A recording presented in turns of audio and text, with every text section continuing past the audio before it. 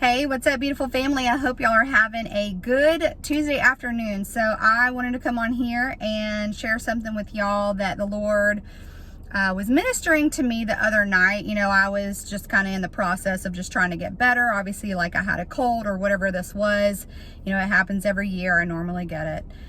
So I had had a fever for a couple nights, and I was laying in bed, and I was just I had my eyes closed, and I was in just kind of in this state of, or like I was really just like meditating on the fact that Jesus is coming, just thinking about it, you know. And I realized in that moment that we're always in this state, right? This constant state, if you will, of watching and waiting for Jesus to come back, and yearning and longing and desiring to be with him. It's just a constant kind of thing, and we truly are occupying the time until he comes. And so as I'm kind of just laying there thinking about him coming, I also was kind of remembering just a short while ago how I was in this season of just really being so tired, spiritually just drained, and really feeling like I was crawling to the finish line. And I never really felt that way before, and I didn't really realize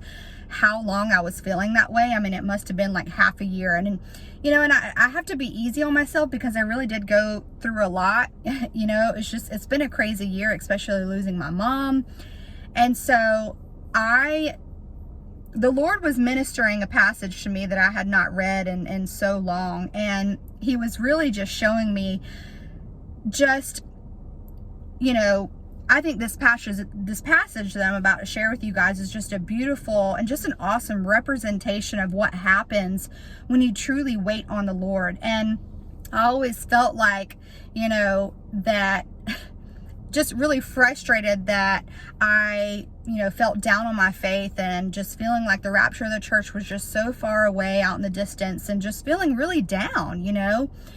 And, you know, even though I wanted to kind of come out of that funk, if you will, the Lord really, when I finally did come out of it, you know, thanks to him and me kind of waiting on his timing, I was able to kind of reflect on that, on how just the beauty of realizing that you're kind of in this funk, you're in this situation, you're in this season, and there's really nothing you can do about it. Except to wait on the Lord, and how he's faithful. And so the Lord was really just, as I was laying there, even though I had not read this passage in so long, he had just brought it to my memory again. And I was kind of just like, you know, playing this little passage out in my mind. And it was just kind of like I was able to relate in that moment to Elijah. And I'm going to read it to you in a second, but the Lord was just showing me just how beautiful it really is when we wait on him and his timing, and again, how he's faithful, and what happens when you do that, and how he proves and he shows his goodness every single time. And so, you know, even though I don't really feel like I'm in that season anymore of just being really spiritually tired, I feel like I got a lot of my like excitement back, and my joy, and, you know, my happiness as far as like watching for him, and I don't feel depleted anymore. And I know what it looks like now to kind of wait on that, just to wait to be fed again. I know what that looks like now, and it really makes me, you know, appreciate just having that joy and that excitement, because,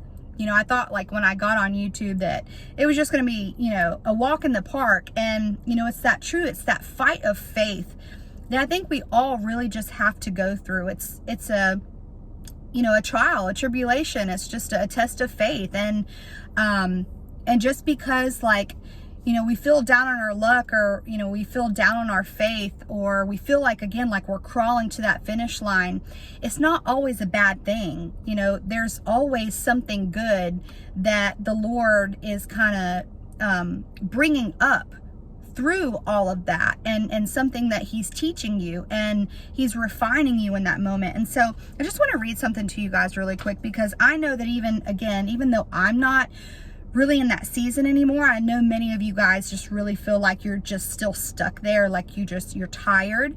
You can't go on. You're just very depleted spiritually. You just feel like you've come to a point where you've given all that you can give, and you're tired. And my heart is with you, because I know what that feels like. I was there. And so I want to encourage you guys with this today. I hope it encourages you, because the Lord, I just really felt like he was placing it on my heart to share this with you. So it's 1 Kings chapter 19, right? And this is when Elijah is running from his life. Jezebel, was after his life, said that she was gonna, see it that he would be dead. And so it says here in verse 3, it says, Elijah was afraid and ran for his life. And when he came to Beersheba in Judah, he left his servant there, while he himself went a day's journey into the wilderness. He came to a broom bush, sat down under it, and prayed that he might die. I have had enough, Lord, he said. Take my life. I am no better than my ancestors. Then he laid down under the bush and fell asleep. So, he came to Beersheba, right, in Judah, and he left his servant there. And so when he left his servant there in Beersheba, he went a whole day's journey, right? A whole 24 hours, a whole day's journey, just out into the wilderness. And he finally was so tired that he couldn't go any longer. He came up into a broom bush, or a tree, some translations say. And he sat under it and he just prayed. His heart just cried out to the Lord. And I'm sure in that moment, he didn't know what to say. But, when you're so tired like that, when you have nothing left to give, it's hard to even find the words. Like, who's been there, right? And so his heart just cried out, and he prayed, and he said the only thing he really knew to say in that moment, out of being so depleted and tired. And he said, I've had enough, Lord. He said, take my life. He was like, I'm no better than my ancestors. And I'm sure like he gave it all up right there, right? And so he fell asleep under that tree. And so while the Lord could have left them there, literally left him there to die, the Lord, it says, it goes on into verse 5. Well, the end of verse 5, it says, all at once an angel touched him and said, get up and eat. He looked around, and there by his head was some bread baked over hot coals and a jar of water. He ate and drank and then laid down again. The angel of the Lord came back a second time and touched him and said, get up and eat, for the journey is too much for you. So he got up and ate and drank, and strengthened by that food, he traveled 40 days and 40 nights until he reached Horeb, the mountain of God. There he went into a cave and spent the night. There's something that really just jumped out to me whenever I was reading this. And when the angel had come back, right, a second time, he said, get up and eat, for the journey is too much for you. And the Lord really just spoke to me in that moment. There is a verse, right, that says that apart from Christ, we can do nothing. And so the Lord was really speaking to me in that moment and saying that, like, I understand that life is tough. Life is so tough. The anxieties of the world that are coming down on us, like, all at one time, and just the times that we're in, and the trials, the tribulations, the spiritual warfare, like, our jobs, our family, like, just life can get so tough, and it can all come down at one time. And if we're trying to fight this battle, if we're trying to do this journey, if we're just trying to do these things in our own strength, the Lord was really speaking to me here that you got to get up and eat of the Lord, because this journey without partaking of the Lord, right, and looking to him for our strength, to be our strength in the times where we are so weak, the journey will be too much for us. And so while it may seem like it's just some bread, right, and it's just some water, this is a beautiful representation of what happens when we look to Christ as our source and not ourselves. Because in John chapter 6, verse 35, it says, "And Jesus said unto them, I am the bread of life. He who comes to me shall never hunger, and he who believes in me shall never thirst." And I don't know about you, but if you've ever actually thought about what a journey may look like traveling 40 days and 40 nights. Now, it doesn't say on foot, but I would, bet your bottom dollar that he traveled on foot, right? It says that strengthened by that food, he traveled 40 days and 40 nights until he reached Horeb, the mountain of God. There he went into a cave and spent the night. Elijah was able to be sustained by what the Lord had sent him, right? And it literally sustained him for his journey and helped him to get to where he had to go. Now, I know that many of you guys probably feel like, well, Chelsea, I just don't feel like I'm waiting, and I don't feel the faith. I just feel tired, and how am I supposed to know when? How will I ever know when? Well, I'm sure that even in that moment when Elijah didn't know what to say, his heart was crying out. And even though sometimes you may not find the words to say, God sees and he hears your heart.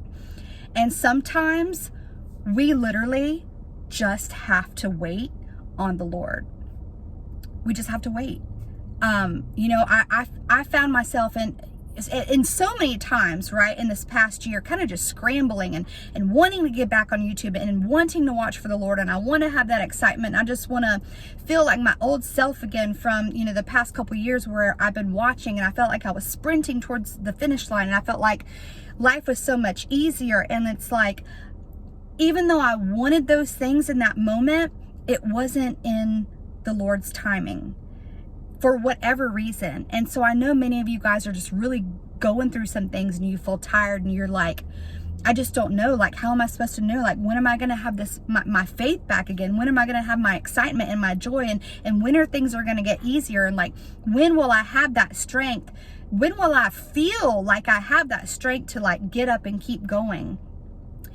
And sometimes, again, when we've done all that we feel like we can do, sometimes we just got to lay up against that tree, and we have to wait on the Lord. Because the fact of the matter is that even though he laid down and he fell asleep, right, in those moments of just being so tired, the Lord was faithful and sent Elijah exactly what he needed in his timing that would sustain him for the rest of his journey. And he traveled 40 days and 40 nights and went to where he had to go.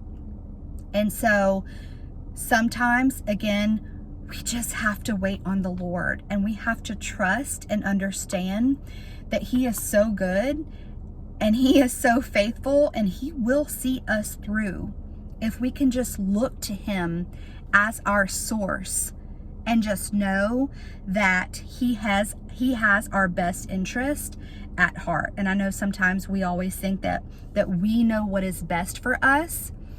And looking from the outside in, right? Somebody looking at that passage, oh, well, he had some bread and he had some water.